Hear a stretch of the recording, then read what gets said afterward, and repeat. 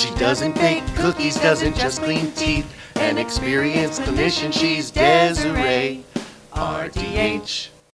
Hello everyone and welcome to the Desiree Show. Now on today's show we have a big interview with a true visionary in the dental hygiene world, Miss AnnBattrell. Now Ann's busy schedule won't allow her to be in the studio, but we've got her on the phone for a quick interview. But before we start, for those of you who don't know, Ann is the Executive Director of the ADHA, a position she's held since 2005 when she was elected. Now, there's also a tidbit of information. She's the first registered dental hygienist to hold this position. So way to go, Ann. Now, Ann began her career at the ADHA way back in the year 2000 when she was the manager of education. She was then promoted to the director of education, and then in 2004, promoted again to the Assistant Executive Director of Strategic Planning and Education. So let's get her on the phone. Ann, thanks so much for joining us. Now we just have a few quick questions. The first of which is, what are the top 3 changes you see in the dental hygiene profession? Well, one of the exciting things that is happening in the United States is that the number of hygienists in the country is growing, along with the number of dental hygiene education programs is also growing. But how that's translated is that within the private practice dentistry system, we're seeing hygienists lose jobs. So there's a lot of concern in the country, a lot of concern at ADHA about what this means to the profession. But when you tie that with the growing awareness of the consumer that the importance of prevention and the prevention of oral diseases like oral cancer, dental caries, and periodontal disease, our role as dental hygienists and the role we play in prevention is also a very exciting trend.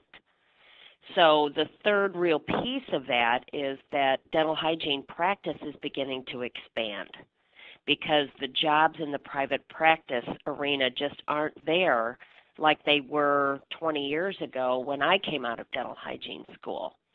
So you're really starting to see more diversity in our roles and our titles. Some states have actual titles of dental hygienists that are beginning to change. For example, California has the RDHAP, the Registered Dental Hygienist in Alternative Practice. Oregon has what's called a Limited Access Permit dental hygienist. Dental hygienists practice differently today with dentists in what we call a collaborative practice role. So it all really ties into dental hygiene is growing quickly, and our practice is beginning to advance quite fast as well. So there's going to be more practice settings, and we're going to be able to work collaboratively with not only dentists but other healthcare professionals as well. Interesting.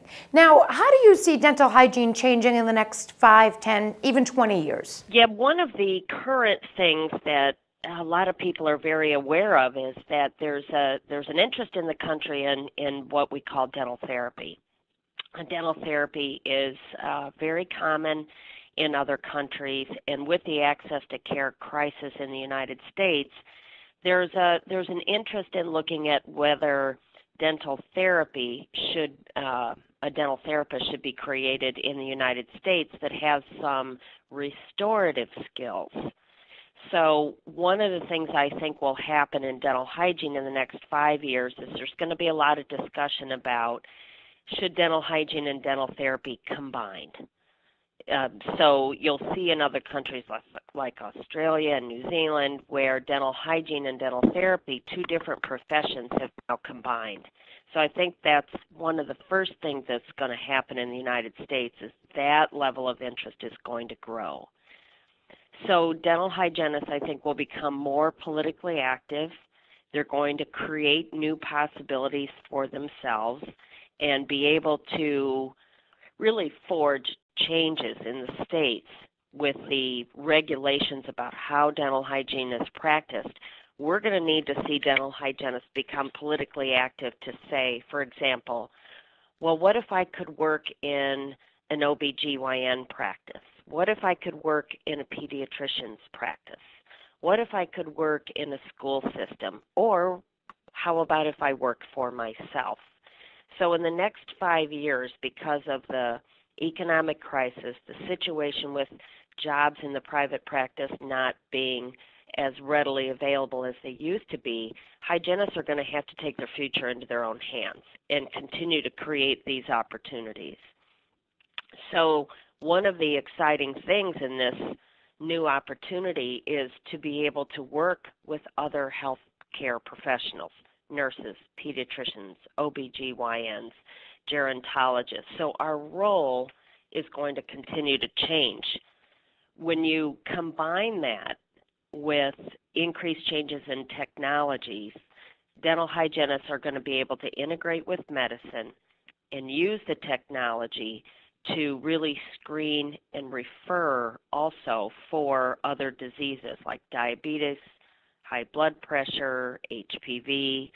We're seeing things like salivary diagnostics that look for oral cancer, caries, periodontal disease, things like that. So the dental hygienist will become more of a screener and a referral for other diseases. So I think that's going to expand our role as well.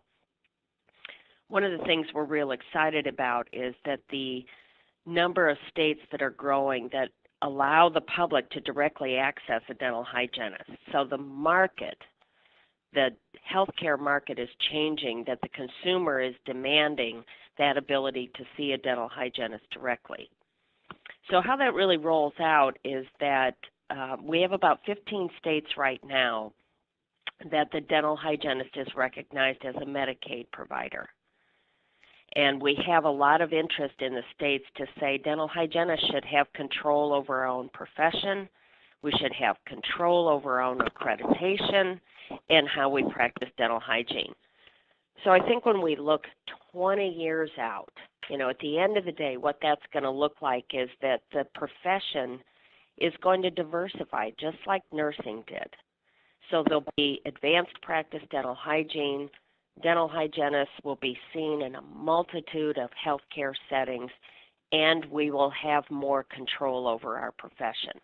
So it's a really difficult time for a lot of hygienists right now who are feeling the pinch of not having a job in the private practice sector. They're disappointed, they're angry, they really, are trying to grapple with a lot of these changes. But the silver lining there is that it's going to force us to change as a profession and forge those new opportunities ourselves. So 20 years down the road, we may look back at these times and say, that was the tipping point. That was the time that we rolled up our sleeves and we said to ourselves, it's time to open these new opportunities and it's time to take control over our profession. Well, that sounds like a really promising future. Now, can you tell me how the ADHA is working to support and promote the profession and individual dental hygienists? One of the things we do every day in ADHA's central office is talk to individual hygienists who are looking for new career opportunities. So, for example, if someone calls ADHA's central office and they live in New Jersey, for example, and they may have just lost their job in a private practice arena, we try to link them and look at what the state regulations allow them to do in their particular state and where they can actually practice outside of a private practice. A lot of hygienists don't know what their own state regulations allow them to do. So frequently they're surprised about what the opportunities are. But the second part is we can link them to a hygienist who's already in that job. Dental hygienists are very good networkers. And as long as they can reach out to another hygienist and say, how did you get started there? What did you have to do? How did you make that network of people work for you? How do you get paid? Do I have to try to become a Medicaid provider? So ADHA as a national organization can connect a hygienist to another hygienist. And I think that's a real important role for us to play individually. Now, on the flip side, our role is also to create change and to protect the profession on a national level. So, for example, during healthcare reform, ADHA, being the national organization, had to work very hard to have dental hygiene included in some of the healthcare reform outcomes. And we were successful in a number of ways, particularly getting dental hygienists to be recognized as primary care providers. Another example is when the ADA Commission on Dental Accreditation was looking at changing our accreditation standards, which can affect our dental hygiene education programs. It's only a national organization that can advocate one way or another to keep those standards high. So we can help the individual as well as we can advocate on a federal level. So we've been trying to change our annual meeting, make that annual meeting also very exciting, develop continuing education tracks. So no matter what career path you're on as a dental hygienist, or if you want to change that career path, our annual meeting has professional tracks so that you can see where you fit in our meeting and you can see the networking opportunities at our meeting, because that's what's needed in these difficult times, is really to connect with one another and talk about opportunities. Well, that's some valuable information for many of my viewers who are looking to expand their career opportunities. Now, can you tell me a little bit about ADHA membership? One of the things that I talk to dental hygienists all around the country about is why be a member of ADHA. So as I've described some of the important factors of networking, when someone makes a decision to join ADHA or not, it's really about making a strategic decision to join their fellow hygienists to improve this profession and to have access to those networks of hygienists all around the country. So membership doesn't unfold sometimes in such a way that is described to someone about membership is networking. Membership is growth. Membership is investing in your future.